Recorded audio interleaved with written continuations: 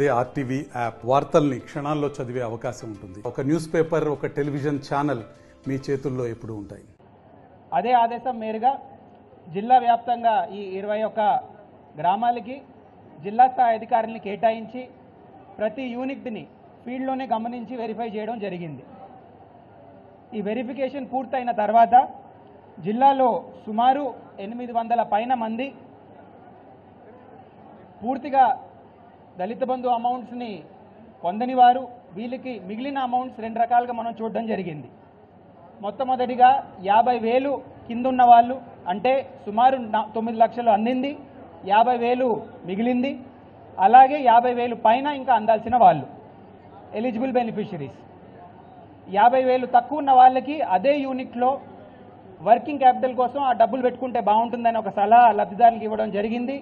దాని ప్రకారమే మనం ఈరోజు ప్రొసీడింగ్లు కూడా జారీ చేయడం జరుగుతుంది. 50,000 పైన ఉన్న వాళ్ళు 50,000 నుంచి సుమారు 6 లక్షల వరకు ఇంకా అందాల్సిన వాళ్ళు కొందరు ఉండే, వీళ్ళకి పెట్టుకున్న యూనిట్కి ఇప్పుడు రికమెండేషన్ చేసే యూనిట్కి సమన్వయం చేసుకుంటూ రెండింటిని కలిపి మనకి స్కీమ్ ఉద్దేశం ఉండిందో పెట్టుకున్నప్పుడు లబ్ధిదారికి ఆదాయం అందాలి, నెలసారి ఆదాయం అందాలి, దాంతో సహా జీవన రీతిలోనే మార్పు రావాలని ఏ ఆలోచన పెట్టుకున్నారో ఆ ఆలోచన ప్రకారం ఈ 800 పైన యూనిట్లకి ప్రొసీడింగ్లు కూడా జారీ చేయడం జరిగింది. ఫీల్డ్ వెరిఫికేషన్లో గమనించిన కొన్ని అంశాల గురించి కూడా గౌరవనీయులైన డిప్యూటీ సీఎం గారు మాట్లాడడం జరుగుతుంది.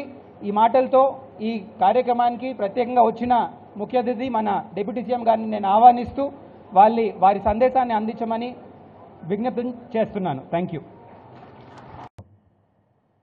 భారత రాజ్యాంగం ప్రజాస్వామ్యం కంటే ఏది గొప్పది కాదు. మనకి భారత రాజ్యాంగం ప్రజాస్వామ్యమే అత్యంత పరమ పవిత్రమైనవి. అటువంటి పరమ పవిత్రమైనటువంటి పాలనని ప్రజాపాలనగా మనం ప్రకటించుకొని ముందు పోవటం అంటే అందరూ కూడా దీన్ని ప్రజాస్వామ్యాన్ని గౌరవించేటువంటి అందరూ కూడా ఈ ప్రజాపాలన దినోత్సవాన్ని స్వాగతించాలి, అభినందించాలి. అలా కాకుండా దానికి భిన్నంగా ఎవరైనా మాట్లాడితే వాళ్ళు ప్రజాస్వామ్య వ్యతిరేకులుగా, ప్రజాపాలన వ్యతిరేకులుగా భావించాల్సి ఉంటుంది. అలా భావించవద్దని ఈ రాష్ట్రంలో ఉన్నటువంటి వాళ్ళందరూ కూడా ప్రజాస్వామ్యాన్ని, ప్రజాపాలనని, ప్రజాప్రభుత్వాన్ని కోరుకుంటున్నారని మేమంతా భావిస్తూ ఈ ప్రభుత్వం ఈ రోజుని ప్రజాపాలన దినోత్సవంగా సెప్టెంబర్ 18ని ప్రకటించి ముందుకు పోతా ఉన్నాం. అందుకే మీ అందరికీ మరొక్కసారి రాష్ట్ర ప్రభుత్వం తరఫున హృదయపూర్వకమైనటువంటి అభినందనలు తెలియజేస్తూ ఉన్నాం. అలాగే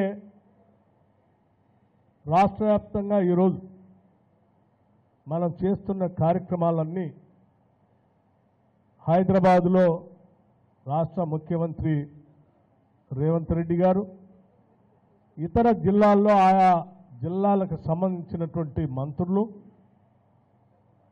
బాధ్యత ఉన్నటువంటి ఇతర నాయకులందరూ కూడా ఇవాళ జెండాను ఎగరేసి ఈ రాష్ట్ర ప్రభుత్వం ప్రజలకు అంకితమై ఏ కార్యక్రమాలు చేపట్టిందో వాటన్నిటిని కూడా స్పష్టంగా వివరిస్తూ ముందుకు వచ్చాం. ఇటువంటి ప్రజాపాలన సందర్భంగా మనం అమలు చేస్తున్నటువంటి ఉచిత బస్సు రవాణా సౌకర్యాన్ని కానీ, 10 లక్షల వరకు ఉచిత వైద్యం చేపించుకునేటువంటి పేదలకు సంబంధించిన రాజీవ్ ఆరోగ్యశ్రీ సంబంధించి కానీ, 200 లోపులో యూనిట్లు ఖర్చు అవుతున్నటువంటి కరెంటు ఖాతాదారులందరికీ ఉచితంగా కరెంటు ఇచ్చే విధానం కానీ, ఇల్లు లేనటువంటి దశాబ్ద కాలం బాధపడుతున్నటువంటి ప్రజలందరికీ ఇందిరమ్మ ఇల్లు ఒక్కొక్క ఇంటికి 5 లక్షల రూపాయల లెక్క శాంక్షన్ చేసి, ఎస్సీ ఎస్టీలుంటే ఇంకొక ₹1,00,000 యాడ్ చేసి 6 లక్షల రూపాయలు ఇచ్చేటువంటి కార్యక్రమాన్ని ప్రారంభం చేస్తున్నటువంటి ఇందిరమ్మ ప్రభుత్వం చేసే ఆలోచన కానీ, లేకపోతే సిలిండర్ దాదాపు 1,200 దాకా ఉంటే ఆ భారాన్ని తగ్గించి రాష్ట్ర ప్రభుత్వమే మిగతా డబ్బులు కడుతూ 500కే మహిళలకి అర్హత కలిగినట్టు కుటుంబాలకు ఉచితం 500కే సిలిండర్ ఇచ్చేటువంటి విధానం కానీ, ఇలా చెప్పుకుంటూ పోతే అనేకం మరిన్ని వీడియోస్ కోసం ఛానల్ ని సబ్స్క్రైబ్ చేయండి, లేటెస్ట్ అప్డేట్స్ కోసం వాట్సాప్ ఛానల్ ని ఫాలో చేయండి అండ్ లింక్ డిస్క్రిప్షన్ లో ఉంది.